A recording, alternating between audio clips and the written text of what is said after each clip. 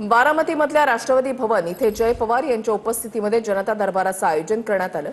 जनता दरबाराला बारामती तालुक्यामधील नागरिकांनी मोठ्या प्रमाणात गर्दी केली। जय पवार यांच्या रूपाने बारामतीकरांना सक्षम नेतृत्व मिळालं अशी प्रतिक्रिया यावेळेला बारामतीकरांनी दिली आहे। राष्ट्रवादी काँग्रेसचे युवा नेते जय पवार यांच्या उपस्थितीत राष्ट्रवादी भवन येथे जनता दरबाराला सुरुवात झालेली आहे। काय सांगाल, काय समस्या घेऊन आलेला आहे जयदादांचा जनता दरबारावर? आतापर्यंत चर्चा होती की जयदादांकडून कामं होतील, थोडेफार कामं होतात, पण आता सध्या वातावरण असं दिसतंय की 80% प्लस कामं दादांकडून या ठिकाणी होतील। दादांच्या म्हणजे आज जनता दरबार आहे, गेल्या गुरुवारीला 80% कामं झाली म्हणे।